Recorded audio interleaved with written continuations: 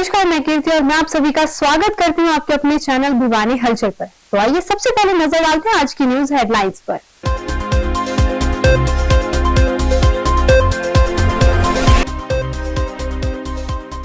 प्रधानमंत्री नरेंद्र मोदी के नेतृत्व में आगे बढ़ी है भाजपा। स्थापना दिवस पर कहा भाजपा प्रत्याशी धर्मवीर सिंह ने।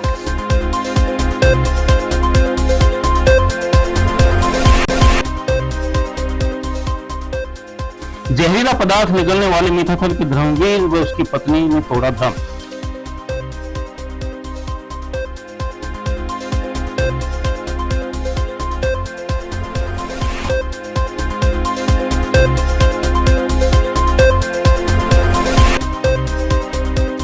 गैर मान्यता प्राप्त स्कूलों को लेकर शिक्षा विभाग सख्त कार्रवाई के आदेश।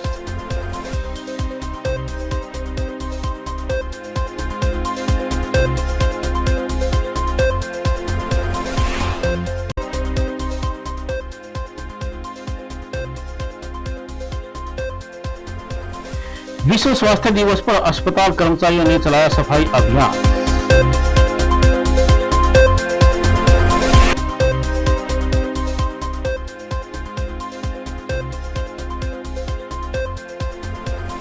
अब खबरें विस्तार से। भारतीय जनता पार्टी कार्यकर्ताओं द्वारा पार्टी का 45वां स्थापना दिवस जिला प्रधान मुकेश गोड की अध्यक्षता में मनाया गया। स्थापना दिवस समारोह में भिवानी नगर लोकसभा क्षेत्र से भाजपा प्रत्याशी धर्मवीर सिंह व विधायक घनश्याम सराफ विशेष रूप से उपस्थित रहे। सांसद धर्मवीर सिंह ने कहा कि भाजपा पार्टी 44 वर्षों में विश्व की सबसे बड़ी पार्टी बनी है और इसका श्रेय पार्टी के कार्यकर्ताओं को जाता है। वहीं स्थापना दिवस पर जिले में अनेक जगहों पर भाजपा महिला मोर्चा और युवा मोर्चा द्वारा कार्यक्रम भी आयोजित किए गए। भाजपा के स्थापना दिवस समारोह में भिवानी मेहनगढ़ लोकसभा क्षेत्र से प्रत्याशी धर्मवीर सिंह व विधायक घनश्याम सराफ विशेष रूप से उपस्थित रहे। समारोह का शुभारंभ पार्टी का झंडा फहराकर किया गया। धर्मवीर सिंह ने कहा कि भाजपा 44 वर्षों में विश्व की सबसे बड़ी पार्टी बनी है, इसका श्रेय पार्टी के कार्यकर्ताओं को जाता है। उन्होंने कहा कि 100 से अधिक वर्षों से स्थापित पुरानी पार्टियां लुप्त होती जा रही हैं। देश को धर्म, जाति व गोत्र के नाम से बांटने वाली पार्टियां धीरे धीरे खत्म होती जा रही हैं। उन्होंने कहा कि प्रधानमंत्री नरेंद्र मोदी के नेतृत्व में भाजपा ने आगे बढ़ने का कार्य किया है। विधायक घनश्याम सर्राफ ने कहा कि भाजपा एक अनुशासित एवं संगठित व राष्ट्र हित चिंतन की सोच रखने वाला राजनीतिक संगठन है। जिला अध्यक्ष मुकेश गोड ने कहा कि भाजपा का जन्म 6 अप्रैल 1980 को राजनीतिक विचारधारा को लेकर हुआ था। दुनिया का सबसे बड़ा राजनीतिक दल का मुकाम प्राप्त किया है, हम सब के लिए बड़े हर्ष का विषय है। देखिए, आज भारतीय जनता पार्टी का पूरे 44 साल हो चुके हैं। ये स्थापना दिवस है 45वां, और सबसे बड़ी खुशी इस बात की है, इतने थोड़े समय में दुनिया की सबसे बड़ी पार्टी आज भारतीय जनता पार्टी है। ये सारे का सारा श्रेय अगर किसी को जाता है तो इस देश की जनता का, पार्टी के कार्यकर्ताओं का, जिन्होंने इतना जल्दी एक राष्ट्रीय हित को देखते हुए इस भारतीय जनता पार्टी को इतने बड़े ऊंचे स्तर पर लेके गए हैं। दूसरी तरफ पुरानी पार्टियां जो अपने आप को 100-125 साल पुरानी मानती हैं, वो लुप्त होती जा रही हैं। इस दुनिया में चाहे लेफ्टिस्ट विचारधारा के थे, हिंदुस्तान में दूसरी विचारधारा के लोग थे जो देश को बांटना चाहते थे धर्म, जाति, क्षेत्र और गोत्र के नाम पर। आज वो धीरे धीरे वो पार्टियां सीन से खत्म होती जा रही हैं। और जिस प्रकार से माननीय प्रधानमंत्री नरेंद्र मोदी जी के नेतृत्व में भारतीय जनता पार्टी ने आगे बढ़ने का काम किया है और 2047 तक मात्र 23 साल में हम एक ऐसा समय आएगा कि ये देश न केवल विकसित देश की श्रेणी में आएगा, बल्कि दुनिया के अंदर नेतृत्व भी हम यही भारतीय जनता पार्टी के माध्यम से ये देश नेतृत्व करेगा। स्थापना दिवस है, इस अवसर पे हम बड़ी खुशी पूर्वक बाढ़ में बूथ वाइज सबको लेके हम घरों में जा रहे हैं और झंडे लगा रहे हैं। कोई भी व्यक्ति ये नहीं कहता कि मेरे घर पे झंडा ना लगाओ। पहले ये बात भी होती थी कि भाई मेरा घर छोड़ दे, अगले पे लगा दे। आज के दिन जो बातचीत हुई है वो प्रत्येक घर वाला इस काम में राजी है कि हम झंडा लगवाने में पहल दिखाएं। तो आज बड़े हर्ष की बात है कि हमारी पार्टी जो 1980 में स्थापना हुई थी, उसका 6 अप्रैल 1980 श्रीमान अटल बिहारी वाजपेयी जी उस समय के हमारे नेता थे, और उनके माध्यम से और सब पार्टी के बड़े लोगों के माध्यम से ये सोच उभरी कि पार्टी को जनता पार्टी में नहीं रह के एक अलग से दल बनाना चाहिए। भारतीय जनता पार्टी के रूप में उसकी स्थापना की गई। ये हमारे लिए बड़ा हर्ष का विषय है कि हम एक उत्सव जो भारतीय जनता पार्टी 6 अप्रैल 1980 को एक राजनीतिक विचारधारा को लेकर के जन्म हुआ, और आज 44 वर्ष पूरे करके 45वें वर्ष की तरफ हम पार्टी अग्रसर हुई है। और एकात्म मानववाद और अंत्योदय के विजन को लेकर के हमने काम शुरू किया। और अटल बिहारी वाजपेयी, लाल कृष्ण आडवाणी, एक समय नारा होता था कि एक देश की 3 धरोहर, अटल, आडवाणी, मुरली मनोहर। वहां से चलते हुए आज नरेंद्र मोदी जी, अमित शाह जी, जेपी नड्डा जी, राजनाथ सिंह जी, इनके कार्यकाल में जिस प्रकार भारतीय जनता पार्टी आज दुनिया का सबसे बड़ा राजनीतिक संगठन बना है। पुलिस कार्रवाई से नाराज मीताथल गांव के एक ही परिवार के 4 सदस्यों ने भिवानी के अतिरिक्त उपायुक्त कार्यालय के पास सरल केंद्र के नजदीक जहर निगल लिया था। उनको तुरंत सिविल अस्पताल में ले जाया गया, जहां से उनको रोहतक मेडिकल रेफर किया गया, लेकिन मृतक के परिजन उन्हें प्राइवेट अस्पताल में ले गए, जहां धर्मवीर व उसकी पत्नी की जहर निगलने से एक दिन बाद मृत्यु हो गई। वहीं बेटी साक्षी और बेटी मोहित की गंभीर हालत को देखते हुए उन्हें हिसार के निजी अस्पताल में दाखिल करवाया गया है। घटना के बारे में एएसआई धर्मवीर ने बताया कि निजी अस्पताल में उपचाराधीन मीताथल निवासी धर्मवीर व उसकी पत्नी सुशीला ने दम तोड़ दिया, जबकि मृतक धर्मवीर के पुत्र व पुत्री जो कि हिसार के एक निजी अस्पताल में उपचाराधीन हैं, अभी उनकी हालत गंभीर बताई जा रही है। गौरतलब है कि जमीनी विवाद के चलते एक ही परिवार के 4 लोगों ने लघु सचिवालय परिसर में जहर निगल लिया था। बहरहाल पुलिस मामले को लेकर कार्रवाई में लगी हुई है। सामान्य अस्पताल भिवानी चौकी के माध्यम से धर्मवीर पुत्र सतवीर, सुशीला पत्नी धर्मवीर, साक्षी पुत्री धर्मवीर व मोहित पुत्र धर्मवीर ने जहरीला पदार्थ खा के यहाँ इलाज के लिए दाखिल हुए हैं, जो यहाँ से रेफर हो गए थे पीजीआई के लिए। इनके परिवार वालों ने इलाज के लिए मित्तल अस्पताल भिवानी में दाखिल करवा दिए। मित्तल अस्पताल के अंदर दौरान इलाज धर्मवीर व उसकी पत्नी सुशीला की मौत हो गई, जिनकी कार्रवाई के लिए परिवार वालों ने, गांव वालों ने सामूहिक रूप से इत्फाकिया कार्रवाई करवाई है। आइंदा जो इनके बेटे व बेटी रेफर हैं हिसार सर्वोदय अस्पताल के लिए, जो ही वो फिट होंगे, फिट हैं, बयान देने के काबिल होंगे, बयान लेके जैसी भी कार्रवाई होगी, कार्रवाई नियमानुसार की जाएगी। नए एडमिशन के लिए छात्रों की संख्या बढ़ाने सहित अन्य दिशा निर्देश देने के लिए जिला शिक्षा अधिकारी नरेश मेहता ने बीटीएम चौक स्थित बीईओ ऑफिस में खंड शिक्षा अधिकारियों की मीटिंग बुलाई। इस अवसर पर जिला मौलिक शिक्षा अधिकारी संतोष नागर भी उपस्थित रहे। वहीं जिला शिक्षा अधिकारी ने प्राइवेट प्ले स्कूल जो मान्यता प्राप्त नहीं है, उनके खिलाफ नोटिस जारी करने को कहा। भिवानी के खंड शिक्षा अधिकारी कार्यालय में सभी खंडों के शिक्षा अधिकारियों को संबोधित करते हुए डीईओ नरेश मेहता ने कहा कि उनके संज्ञान में आया है कि अभी भी भिवानी शहर में 63 प्री प्राइमरी स्कूल बिना मान्यता के चल रहे हैं और कानूनों को ताक पर रखकर नए सत्र में बच्चों के दाखिला देकर उनके भविष्य के साथ खिलवाड़ कर रहे हैं। उन्होंने अभिभावकों को बच्चों का स्कूलों में दाखिला करने से पहले मान्यता से संबंधित दस्तावेज चेक करने की सलाह दी है।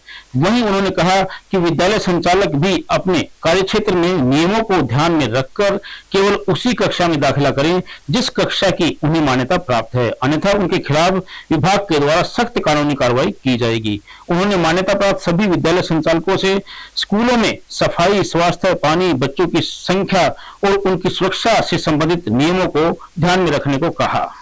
पहले भी हमने आमजन को इस बारे में अवगत कराया था कि नए सेशन में अपने बच्चों का दाखिला करते समय संबंधित विद्यालय से उसकी मान्यता से संबंधित आवश्यक दस्तावेज अवश्य चेक कर लें। लेकिन देखने में आ रहा है कि अभी भी जो है बहुत से विद्यालय, और मैं फिलहाल खंड भिवानी में हूँ और खंड शिक्षा अधिकारी भिवानी की रिपोर्ट अनुसार 63 विद्यालय ऐसे हैं जिनके पास मान्यता संबंधित कुछ भी नहीं है, और ये ख़ास तौर से छोटी क्लासों से संबंधित हैं, प्री प्राइमरी से संबंधित हैं, जो कि गलत है। मैं आप के माध्यम से जो है उन्हें ये बताना चाहता हूँ कि वो ऐसा ना करें, अन्यथा उनके विरुद्ध बहुत जल्द ही जो है कार्रवाई भी की जाएगी। और अभिभावकों से भी अनुरोध है कि वो अपने बच्चों की सुरक्षा और उसके बेहतर भविष्य के लिए ऐसे विद्यालयों में दाखिला ना कराएं जहां बाद में पछताना पड़े। तो हम चाहते हैं कि सभी जो है जिसके पास वैलिड डॉक्यूमेंट्स हैं, उचित जो है दस्तावेज हैं, वो अपना विद्यालय चलाए, अन्यथा जो है बहुत जल्द जो है ये कार्रवाई अमल में ला दी जाएगी। मैं वही बता रहा हूँ, इसमें दोनों ही चीज़ें हैं। जो एक तो जिसके पास मान्यता से संबंधित कुछ भी नहीं है, कुछ विद्यालय ऐसे हैं जिनके पास 8वीं तक स्तर की मान्यता है लेकिन 10वीं या 12वीं तक के बच्चे हैं। जो भी अपने ज्यूरिडिक्शन से बाहर जाएगा, अपने अधिकार क्षेत्र से बाहर अतिक्रमण करेगा, उसको जल्द ही जो है हम बताएंगे कि किस प्रकार से जो है कार्रवाई की जाती है। मान्यता के नियम अलग अलग स्तर पर अलग अलग जारी होते रहे हैं विभाग के द्वारा। जिसको जिस वर्ष की मान्यता मिली हुई है वो अगर उस समय के नॉर्म्स पूरे हैं तो उसको उसकी जो है स्तर की बच्चों की दाखिला करने की हम जो है परमिशन देते हैं। लेकिन उससे अधिक के जो है उच्च कक्षा के जो दाखिले हैं वो नहीं करें, और जो कि गलत भी है, और उसके विरुद्ध विभागीय कार्रवाई भी करेंगे। अस्पताल परिसर में गंदगी फैलाने वालों के खिलाफ कानूनी कार्रवाई अमल में लाई जाएगी, यह कहना है सीएमओ डॉक्टर रघुवीर शांडिल्य का। उनके द्वारा विश्व स्वास्थ्य दिवस पर स्वास्थ्य मंत्री के दिशा निर्देशानुसार सामान्य अस्पताल में सफाई अभियान चलाया गया और अस्पताल की सफाई व्यवस्था को दुरुस्त बनाए रखने के लिए स्टाफ को जरूरी दिशा निर्देश भी दिए गए। वहीं उन्होंने बताया कि अस्पताल में पार्किंग व्यवस्था को भी दुरुस्त किया गया है। विश्व स्वास्थ्य दिवस पर सफाई अभियान की शुरुआत करते हुए सीएमओ डॉक्टर रघुवीर शांडिल्य ने बताया कि स्वास्थ्य मंत्री के आदेशानुसार सामान्य अस्पताल कर्मचारियों के द्वारा अस्पताल परिसर में सफाई अभियान चलाया गया है।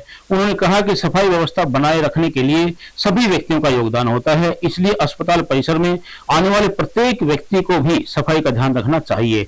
उन्होंने अस्पताल में गंदगी फैलाने वालों के खिलाफ सख्त कार्रवाई करने की बात कही। वहीं उन्होंने कहा कि पार्किंग की व्यवस्था सुचारू रूप से बनाए रखने के लिए अलग अलग 2 पार्किंग स्थल बनाए गए हैं।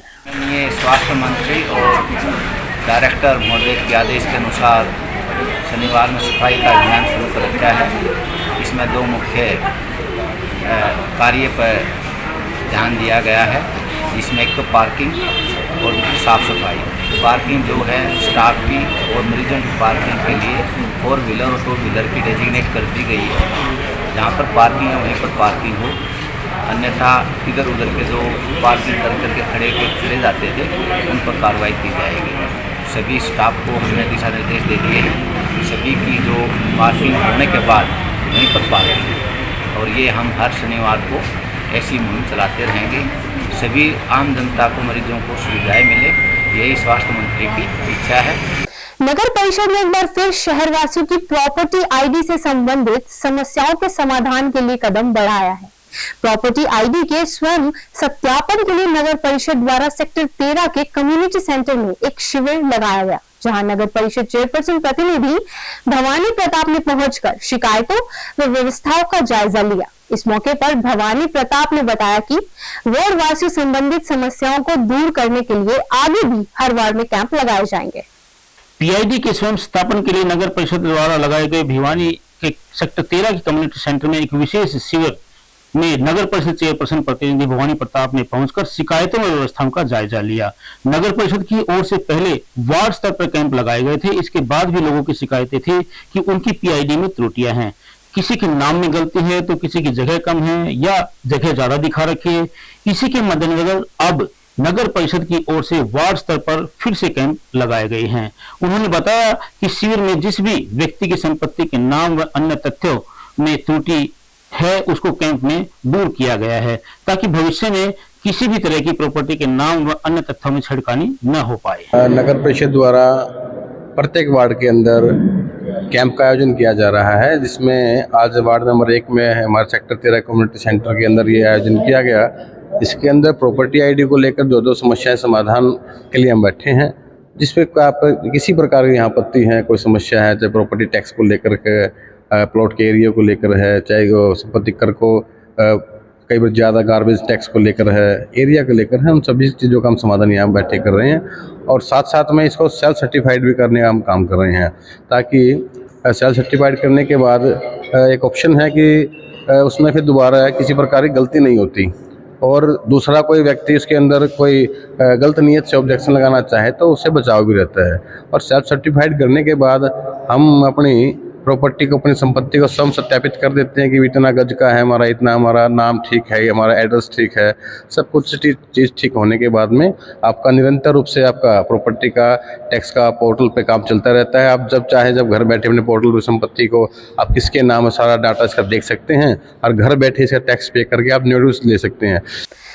और अब एक खबर चलते चलते, हरियाणा की राजनीति में ताऊ के नाम से मशहूर रहे चौधरी देवीलाल छोटे से गांव तेजाखेड़ा से उठकर देश के उप प्रधानमंत्री पद पर पहुंचे। वो 2 बार हरियाणा के मुख्यमंत्री भी रहे। उन्होंने 1952 में पंजाब विधानसभा का पहला चुनाव लड़ा और विजयी रहे। ताऊ देवीलाल ने हरियाणा की राजनीति को एक नया मोड़ दिया। अब जो लोग एसी कमरे में रहकर राजनीति करते थे, उनका अस्तित्व खत्म होता जा रहा है। देवीलाल को बुजुर्गों के लिए 100 रुपए प्रतिमाह पेंशन देने के लिए याद किया जाता है। उनके उल्लेखनीय कार्यों में कर्ज से डूबे किसानों के कर्ज माफी, किसानों के ट्रैक्टर को कमर्शियल वाहन से हटाकर गाड़ा घोषित करना, हरिजन चौपाल का निर्माण, अनुसूचित जाति के लिए जच्चा बच्चा भत्ता लागू करने जैसे कामों के लिए याद किया जाता रहेगा। जननायक स्वर्गीय ताऊ देवीलाल की 23वीं पुण्यतिथि 6 अप्रैल को हम उन्हें ससम्मान अपनी श्रद्धांजलि अर्पित कर नमन करते हैं।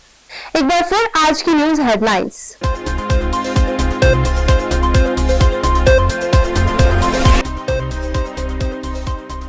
प्रधानमंत्री नरेंद्र मोदी के नेतृत्व में आगे बढ़ी है भाजपा। स्थापना दिवस पर कहा भाजपा प्रत्याशी धर्मवीर सिंह ने।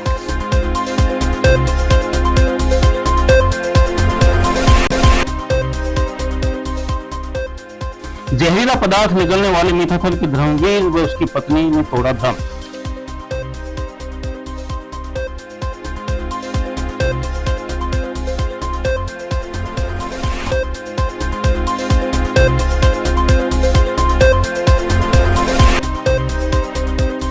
गैर मान्यता प्राप्त स्कूलों को लेकर शिक्षा विभाग सख्त कार्रवाई के आदेश।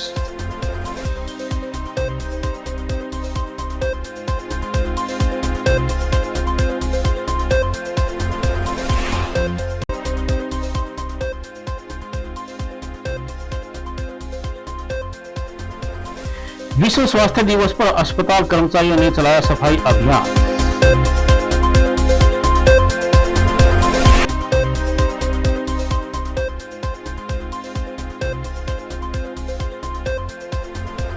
खबरों का सिलसिला यूं जारी रहेगा। मुझे भिवानी हलचल टीम को दीजिए इजाजत और बने रहिए आपके अपने चैनल भिवानी हलचल के साथ।